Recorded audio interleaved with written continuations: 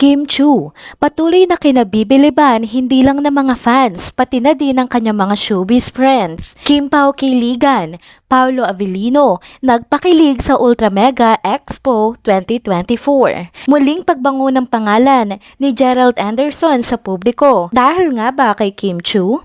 Tara, kwentuhan ulit tayo.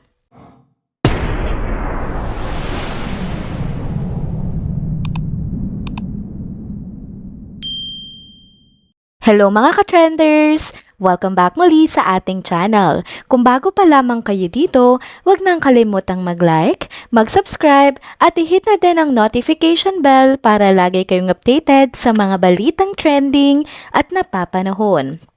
Nagbabalik muli tayo para sa isa na namang masayang kwentuhan patungkol sa ating paboritong tambalan na Kim Pao.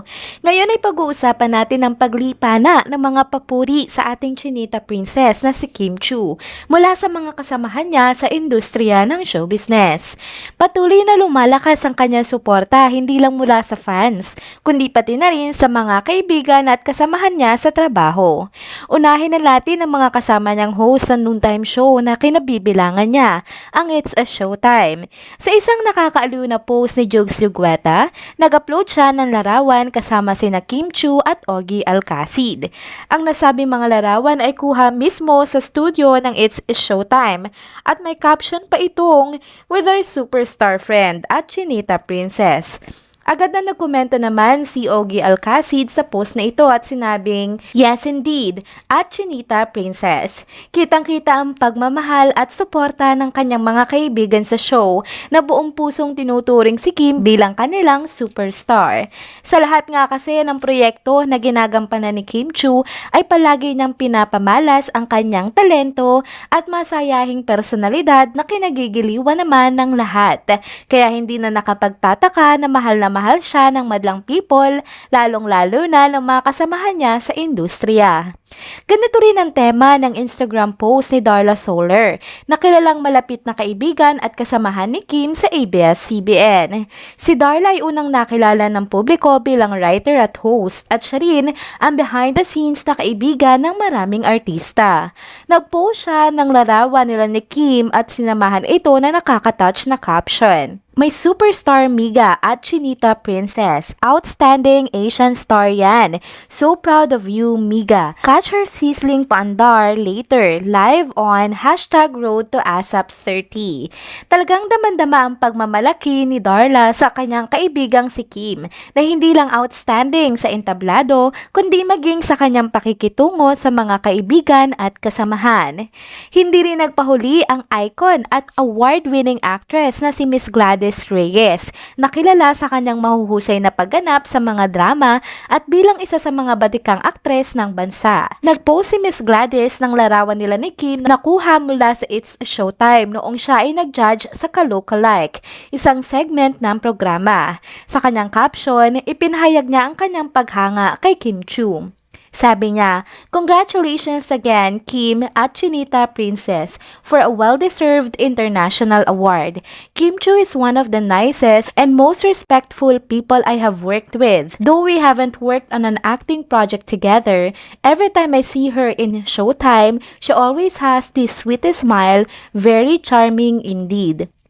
Napakaganda ng pagkakalarawan ni Miss Gladys kay Kim na nagpapakita ng respeto at paghangang nararamdaman niya para sa chinita princess, hindi lamang bilang isang mahusay na artista, kundi pati na rin bilang isang mabuting tao. Iba't ibang mga Instagram posts na ito ay nagpapatunay na malalim na ang pagmamahal at suporta ng kanyang mga kasamahan sa industriya para kay Kim Chu. Mula sa It's Showtime, ASAP hanggang sa mga malalapit niyang kaibigan, ang chinita princess ay patuloy na namamayagpag at tinatangkilik di lang ng kanyang mga fans kundi pati na rin ng kanyang mga kasamahan sa show business.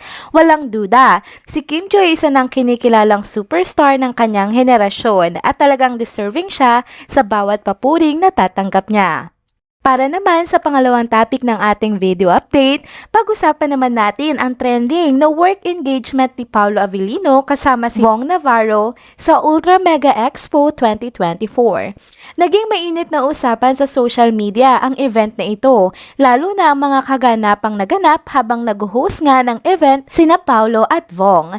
Isa sa mga highlight ng event ay ang masayang segment kung saan may papremyo ang expo at si Paolo mismo ang napiling bumunot ng mananalo. Sa isang nakakatuwang pagkakataon, ang nabunot niyang nanalo ay mula isang kumpanyang nagngangalang Kimbrek Corporation na talaga namang katunog ng pangalan ng rumored girlfriend niya na si Kim Chu. Hindi naman pinalampas ni Vong ang pagkakataong ito para asarin si Paolo. Agad siyang nagbigay ng mga hirit na tila ba may kinalaman ng pagkakahalintulad ng pangalan kay Kim Chu na matagal nang nalilink sa aktor. Natatawa man, kitang-kita sa mukha ni Paolo ang kilig at hindi niya maitago ang kanyang ngiti sa pagbanggit sa pangalan ni Kim. Talaga napansin ng mga fans at ng audience ang kanyang reaksyon kaya't mas lalo itong pinag-usapan online. Bukod dito, trending din ang isang bahagi ng event kung saan si Paolo mismo ang nagtanong sa audience. Tinanong niya mga manonood kung sino sa kanila ang single at nang marami ang nagtaas ng kamay, sinundan niya ito ng payong, maging masaya na lang tayo para sa kanila. Kaagad naman bumalot sa buong venue ang reaksyon ng mga tao na talaga namang kinilig sa mga biro ni Paolo. Sa online world, hindi naman pinalampas sa mga netizens ang pagkakataong ito para asarin ng aktor tungkol sa kanyang rumored relationship kay Kim Chu. Maraming fans ang natuwa at nagsabi pa nga na mukhang proud na siya sa kanilang relasyon kahit na hindi niya direktang pinapahayag ito. Kahit pa low-key pa rin si Paolo sa pag-flex ng kanyang relasyon, sapat na nga ang mga ganitong simpleng hirit para kiligin ang kanilang mga supporters at magbigay ng hint na tila nga may espesyal na connection sa pagitan nila ni Kim Chu. Sa kabuoan, ang Ultra Mega Expo 2024 ay hindi lamang naging matagumpay bilang isang business event, kundi nagmistula rin itong mini show para sa mga fans ng Kim Pao tandem. Ang mga hirit at banter moments ni Paolo at Vong Navarro ang naging dahilan upang lalo pang ang pag-usapan ng event sa social media at walang duda na naging malaking highlight ang kanilang performances at pag-host sa event ng gabing iyon.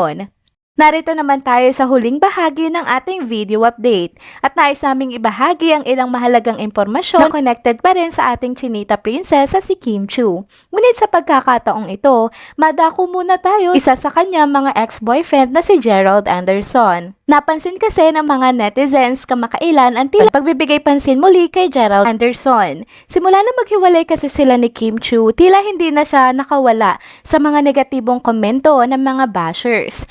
Gayunpaman, nagkaroon ng pagbabago sa imahe ng aktor matapos siyang magsimulang magkomento na magagandang bagay patungkol nga sa kanyang ex-girlfriend na si Kim. Ang mga positibong salita nga ni Gerald para kay Kim ay unti-unting nagbigay ng bagong kulay sa tingin ng publiko sa kanya. Bukod dito, mas lalo pang hinangaan ng mga tao si Gerald na makita siyang aktibong tumutulong sa mga biktima ng nakaraang bagyong Karina. Maraming netizens ang humanga nang makita ang aktor na personal na lumusong sa baha upang tumulong sa rescue operations at magbigay ng suporta sa mga nasalanta. Ang kanyang malasakit at handang pagtulong sa kapwa ay nakakuha ng papuri at mas lalong nagpatibay sa kanyang mabuting imahe. Sa ngayon, mas naririnig pa ang pangalan ni Gerald dahil sa nalalapit na eleksyon. Matapos ang huling araw ng filing ng Certificate of Candidacy, marami ang nagtatanong kung may balak ba siyang tumakbo sa anumang posisyon sa politika. Sa isang panayam, binigyang linaw ni Gerald na wala pa siyang plano. Anya, masaya siyang nasa posisyon kung saan maaari siyang makatulong gamit ang kanyang platform. Ibinahagi rin niya na mayroon siyang mga kaibigan sa politika at alam niyang hindi madaling pasukin ito. Kaya't hindi siya basta-basta papasok sa isang bagay na hindi niya pinaghahandaan lalo't buhay ng mga tao ang nakataya. Kung susuriin, tila isang malaking hakbang para kay Gerald ang muling pagtanggap ng publiko. Mula sa isang kontrobersyal na personalidad, unti-unti na uli siyang nakikilala ngayon, hindi lamang bilang aktor kundi bilang isang taong may malasakit sa kanyang kapwa.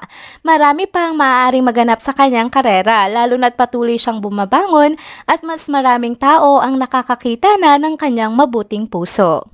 And that's it mga ka-trenders. Dito na po muna nagtatapos ang ating isa na namang trending video update.